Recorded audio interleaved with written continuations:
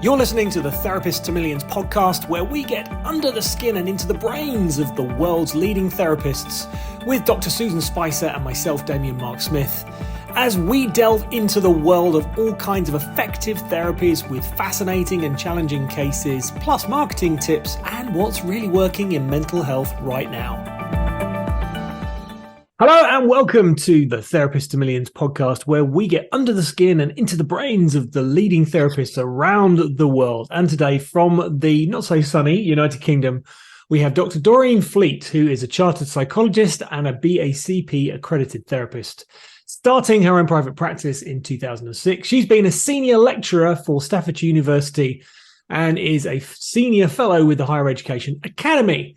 Currently a visiting lecturer at Chester University. She lives in Chester and is a PhD research supervision, publishing papers on intentional self-harm, the dual role of counsellor-researcher, and her pluralistic theoretical framework of sand tray therapy, of which she has written and published a book. This will be exciting. So, Doreen, welcome to the show. Thank you for inviting me. We'll talk about the book in a bit, but give us a little bit of a background of how you got to where you are now. And I think specifically, let's talk about the academic side, because I think you're probably the most highly qualified academic we've had on the show. Well, actually, I came into academia late in life. I started off with doing an OU degree in psychology. And then after that, I thought, well, what now? So I decided counselling. And I really enjoyed the humanistic perspective when I was studying for my degree. So I thought, right, I'm going to go the basic skills, the certificate, the diploma. Then I did the master's, and then I got, obviously I was in practice then, and I got a position teaching in a college of FE. And from then on, doors kept opening really for me. So I continued to study. So I did the supervision course, the courses that, a lot of therapists do in their development. And then I got a position first at Keele University, started as a placement officer, but then was invited to the teaching. And then I was there for a number of years, and I went to Staff's Uni. They took me on as a senior lecturer. Then I became like the course leader of the master's and the postgrad diploma. And then while I was there, I started my PhD. So I was counselling, I was teaching, and I was studying, and then I did my PhD. Now I've left Staffs, and now I'm a visiting lecturer at Chester, and I'm a PhD research supervisor. So it's just been one step at a time, really. So that's a recap of over a number of years. Okay, well, just from your own personal view, what do you think's changed in the education system over the last 15 years? I think for me, when I started to teach counselling courses, you would have 20 students on a course, and you could really build a really good relationship with those students and really support them in a way that I felt was really effective. But now, courses have changed, and there's a lot of students on courses these days. And what that means, I think, is that, and not all universities are like this, but some are. And, it's very difficult to support students in the same way. So I don't see that as a really positive step. And maybe some would argue that, it's still good quality courses, and I'm sure they are, but my experience of going back, I think I was able to support them much better when there was less students on the courses. So do you think there's much more demand now? There is more demand, which is a good thing, and, more and more people want to access counselling, and more men want to access counselling, which is fantastic. But I also think that something needs to be adapted so the students are getting that more one-to-one that they need. That's my personal opinion. But yeah, definitely more demand. And what do you think has changed in terms of our understanding of mental health over the last couple of decades, and how that's being applied?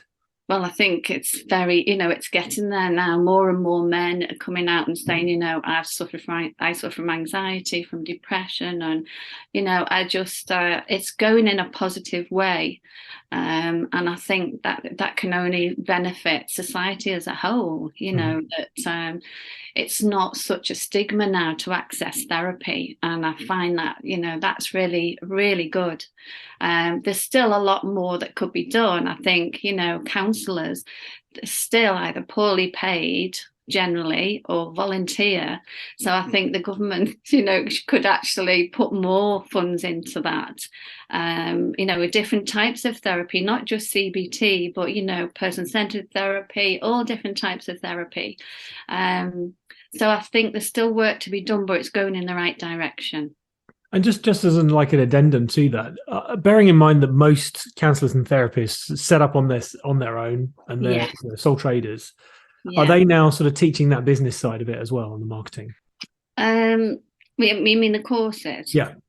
I think it varies from course to course. I know what we used to look into. Okay, so once you qualify, what happens next?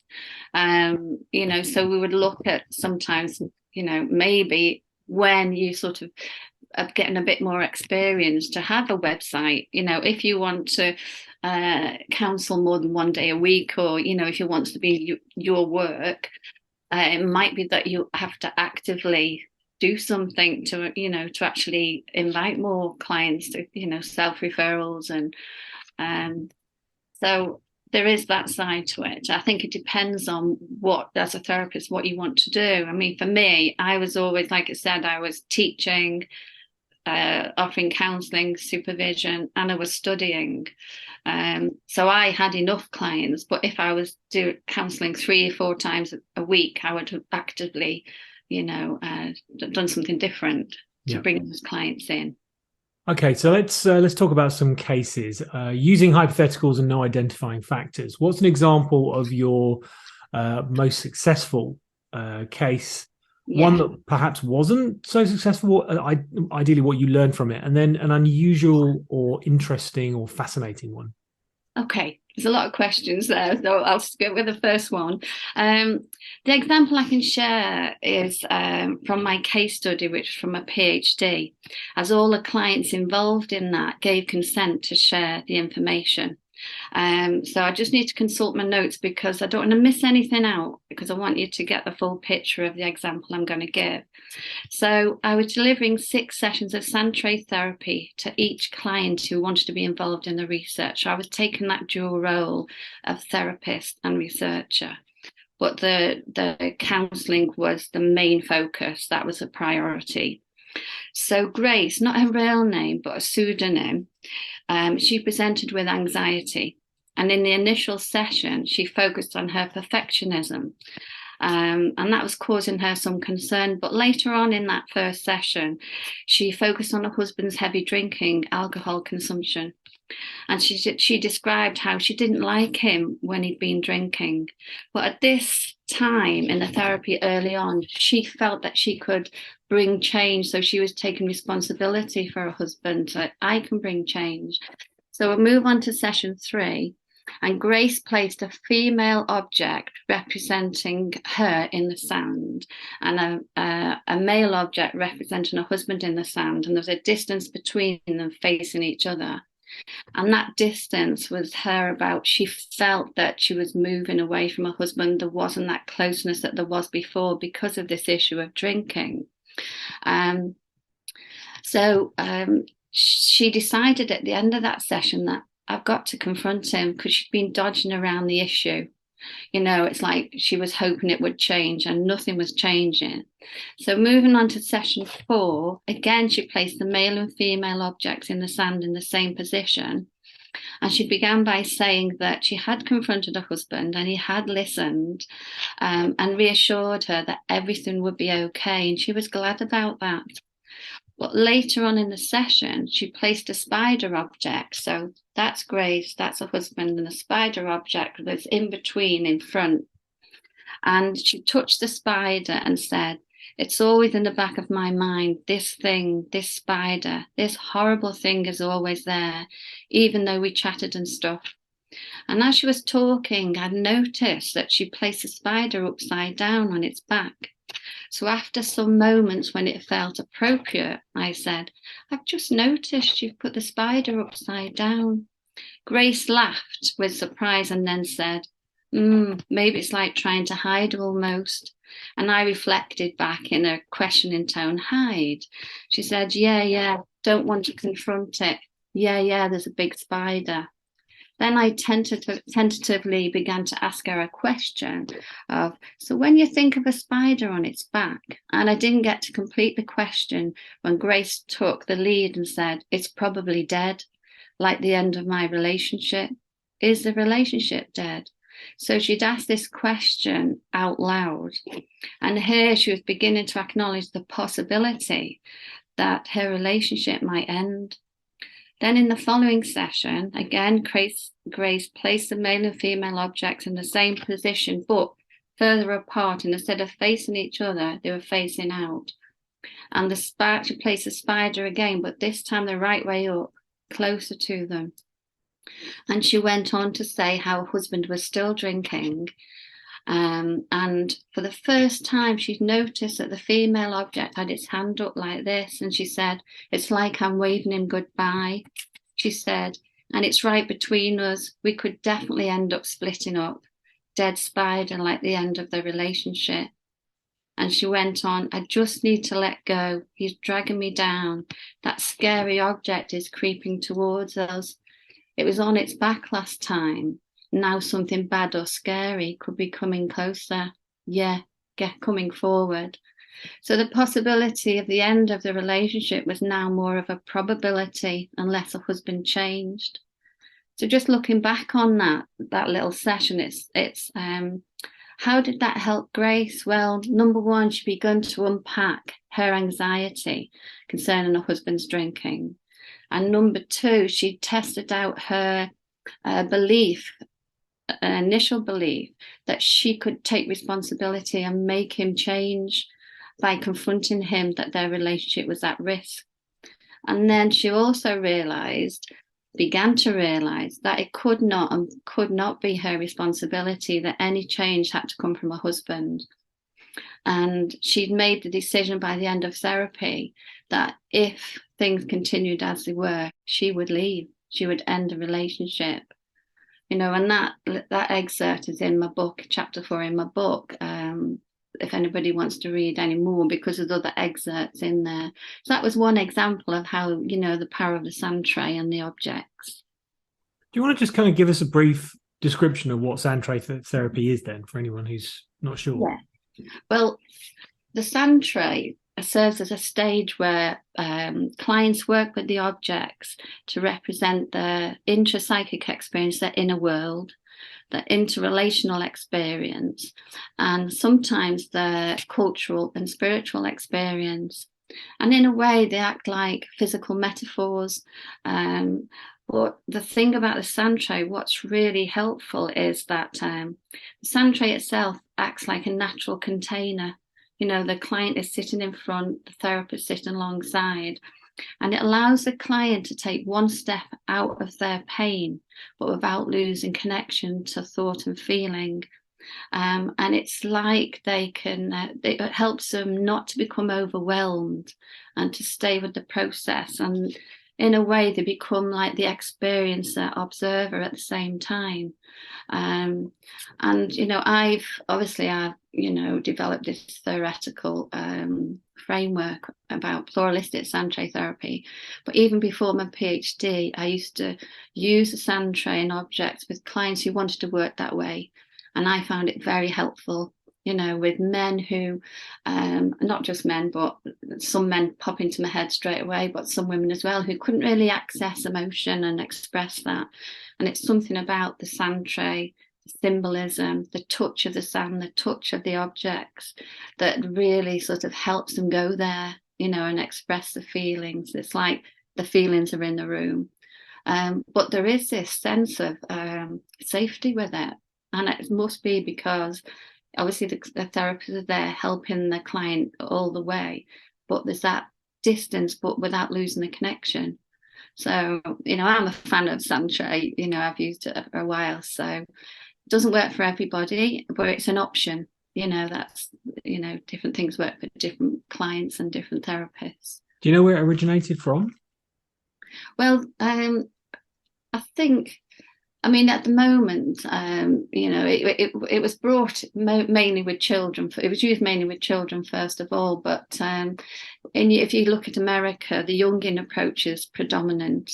But if you're not Jungian trained, that's what my PhD was about, for therapists who aren't Jungian trained and who, want to use it in their practice and can see the benefit of it, either in ad hoc sessions with clients or to use as, pluralistic Sandtray therapy.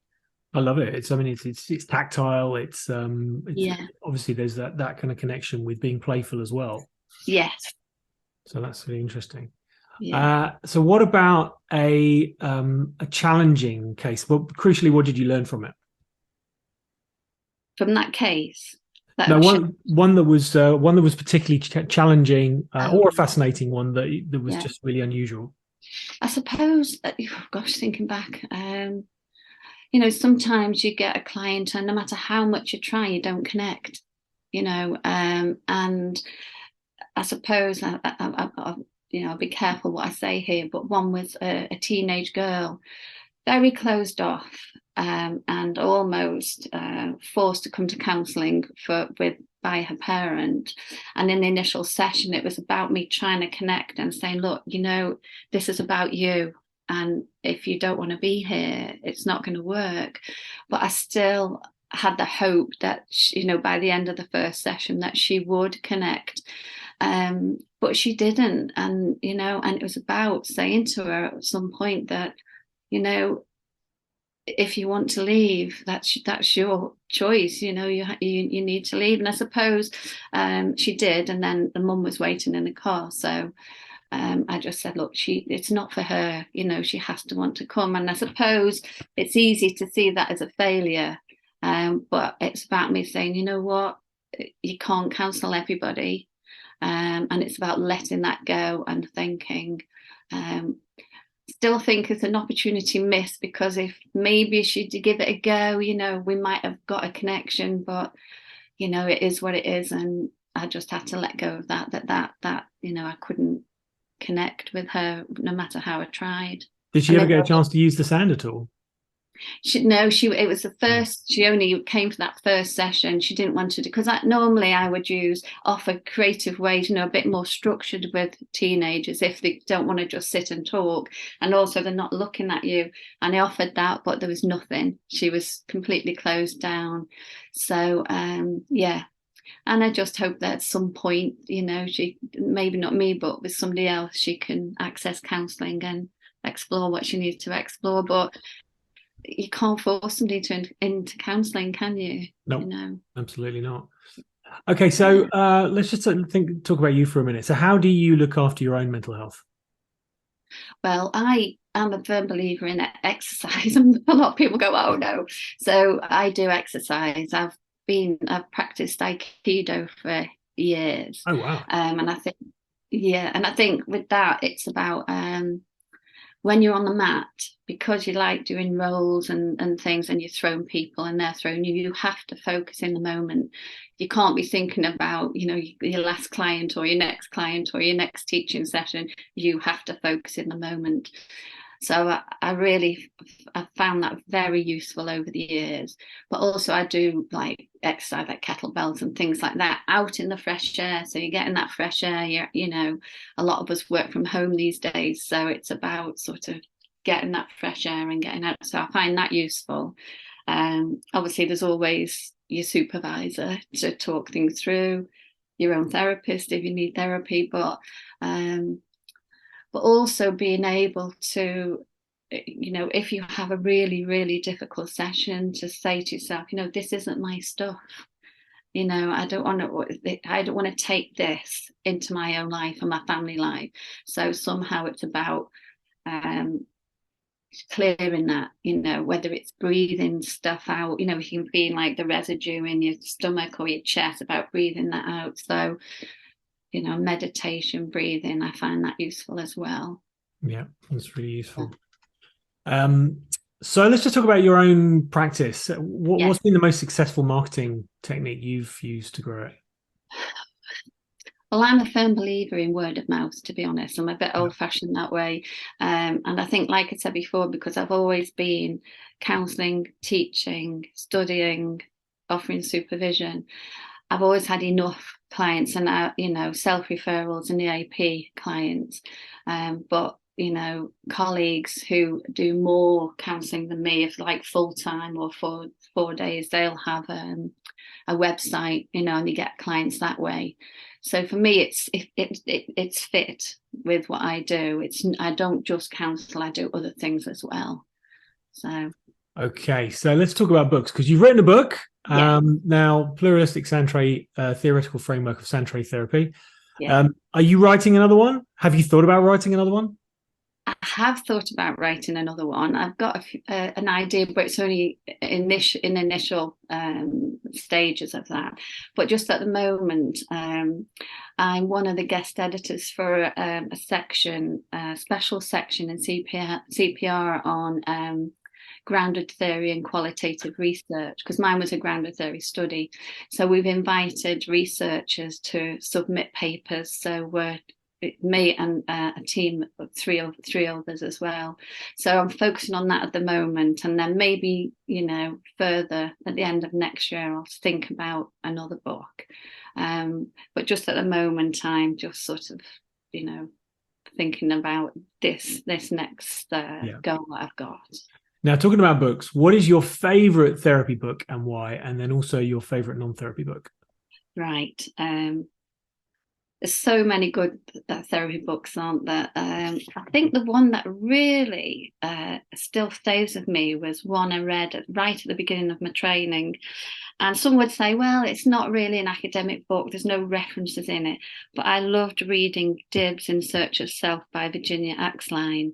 And that's, it's about a story about a young, deeply disturbed boy who can't verbally communicate, so Dibs are silent.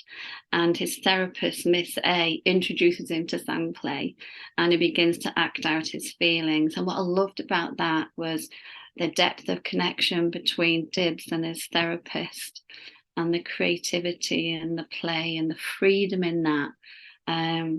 And I remember reading it at the beginning of my training thinking, oh, wow, this is amazing.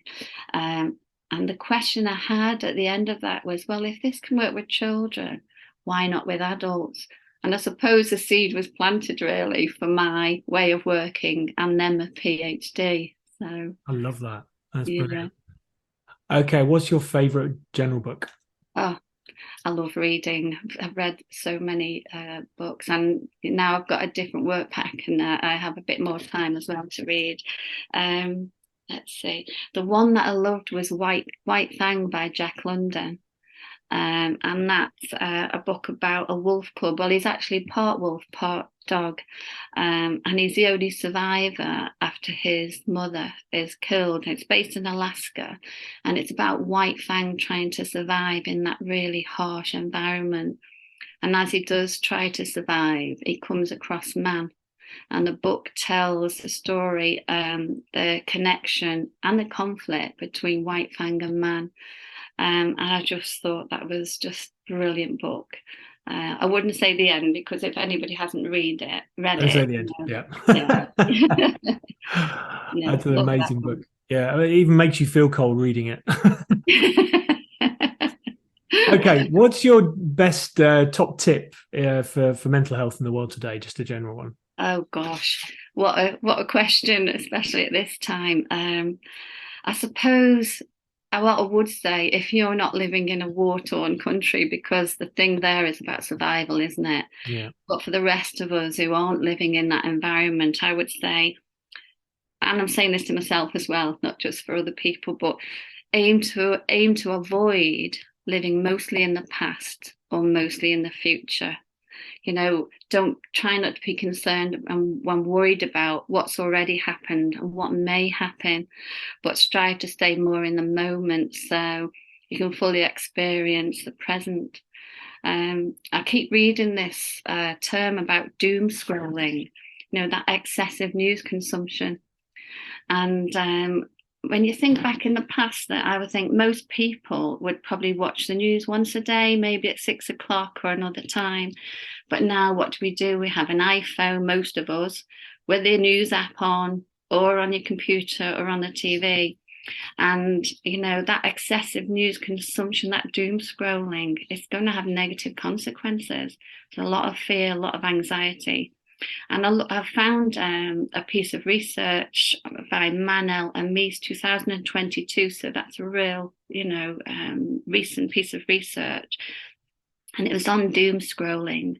And basically the message is avoid that excessive news consumption.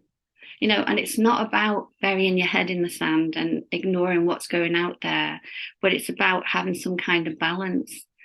Some people, are we looking at the news once a day, 10 times a day, more, 20 times a day? That's going to have a negative impact. So it's about taking control and saying, okay, the next time you find yourself going to the news app or turning the TV on or your computer, do something else. Read something, listen to a piece of music, talk to somebody, go for a walk. It's about self-care and getting that balance. So it's not about ignoring what's going out there, but it's about, don't keep doom scrolling. Don't keep looking at the app to see what's happening now. Because you're important as well as what's going on out there. And if you're a therapist and you're into this, how is that going to impact your practice? And then you go and you work, and maybe you have a difficult session with a client, then you come out and you're doing the doom scrolling. It's too hard. So it's about self-care. That's a great top tip. I mean, we very rarely listen to the news. We go dancing instead. Yeah, and it's wonderful. But on the odd occasions recently when I've heard this expression being spoken a lot of times by the newsreaders. Yeah. You should be worried about. This is something to worry about. You need to worry about. And I'm thinking, why are they saying that? You need to worry. You should be worried. It's like nothing's going to change if you think, because if you're living if you've got judgment, you're living in the past. If you've got fear, you're living in the future. But in the present moment, neither of those exist if you're actually mindful in the present. And I just thought, this is why I don't watch the news. I know. I mean, I watch it once a day because I think part of me thinks, right, I can't just hide away from it. So, but then I think, right, don't keep looking at that app. Don't do that, because I know, people are really fearful and anxious. A lot of people out there, it's affecting the sleep pattern. So it's about taking control and thinking, I've got to look after me, otherwise I can't look after anybody else. I need to give to me as well as give to other people. Yeah. And like you say, we can't change what's happening in these places. We can't. So just get that balance. Yeah, I love that. Okay, and finally, to win, and I'm not modelling it today. I'm demonstrating it on the side here because it is a little bit too cold just to be wearing my t-shirt. Tell us a fact that blows our mind, or tell us a joke that's one of a kind to win a Therapist to Millions exclusive t-shirt. Oh, what blows my mind? Oh, I've got one that blows my mind. But you've probably heard it, but I will say it anyway, because every time I think about it, I think, really? So some people can say that they can smell sugar in a mug of tea, but a dog can smell a teaspoon of sugar in water the size of 2 Olympic swimming pools. Oof. Wow. That blows my mind. Yeah, I'm a dog fan as well. So. Oh, we love dogs. Our dog's not here at the minute. She's out. But if you unravel the dog's nose, it's like the size of two large tea towels. I think it is just their nose. Oh, right. Yeah, because if you laid it out flat, it's like two tea towels, but it's all kind of rolled up into gorgeous little noses. Yeah. Amazing, isn't it? Amazing. Fantastic. And finally, how can people get hold of you, get in contact with you? Well, they can email me. I don't mind giving my email out. Yep, we'll put the link in the show notes. Yeah, so they can email me. If they want to speak to me, they can do that. Are you on any of the social media channels at all? I'm on LinkedIn. Yeah. I'm on LinkedIn. So yeah, if they want to join me on LinkedIn, that's absolutely fine. Wonderful. We'll put the link in the show notes. Yeah. Fantastic. Dr. Doreen Fleet, thank you so much for taking the time out and sharing your valuable time with us today. And wonderful. I mean, there'll be people out there that won't have heard of the sand tray therapy, certainly for adults. Yes. We'll be thinking, oh, that's a nice idea. So that's lovely that you can spread the word on that. Yeah, good. I always make the assumption that people know of it because I know of it, and I think it's not always like that. Yeah, no, it's a great idea. I love it. I seem to a couple of my clients that had been to Relate. Yeah. We came up with some interesting metaphorical ways to kind of deal with themselves so that it wasn't them speaking directly about themselves or their partner. So, but that sand tray was a great idea. I love it. Yeah. It's good for your own supervision as well. Yeah. When you're working at the edge of awareness, you think you've got a sense about something, you can't quite get the words, and you put an object in the sand, or you can even take an object with you and think, okay, so what thoughts, feelings come up for you? One particular object I've got a little cage, and I have this person inside this cage, and at that time I was just struggling to connect, and that just exploring that, and I remember my supervisor saying to me, okay, so take your client out the cage, put yourself in it, what's going on for you now? And it totally turned the perspective, and I thought, oh gosh, that was a real breakthrough for me, to feel what it was like to be in that cage, because that's how I was seeing. And that was really useful, that supervision session. Oh, I've got to put this one in here because this is so sweet. We have a client in the agency at the moment who is writing letters to her clients, physical letters. And there'll be people out there, maybe especially younger ones, who won't have ever received a handwritten letter. Yeah. And it does remind me of a couple that I worked with once. And at one session, they were coming out the driveway, and she tried to run him over. They were so angry with each other. I mean, it was horrible. Yeah. And I just had this idea in one of the sessions. I said, "Did you ever write love letters to each other?" And I'm like, "Yeah, no, we did." And I said, "Great. Okay, so what I want you to do is just hold those letters for the whole weekend with you." Yeah.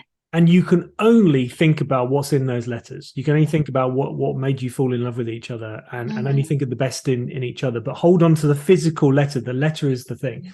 And they came back the next session. They were holding hands. Oh, yeah. It was so sweet. Yeah.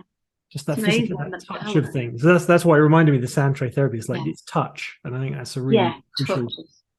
Yeah, very important. Love that. Anyway, thank you so much. Thank you so much for sharing it today. It's been wonderful. And really appreciate you and everything you're doing out there. Okay, thank you very much. Really enjoyed it.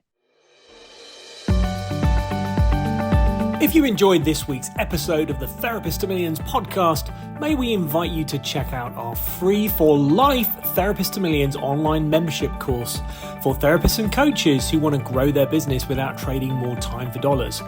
We've created the world's premier digital marketing resource exclusively for therapists, and it's yours for free for life.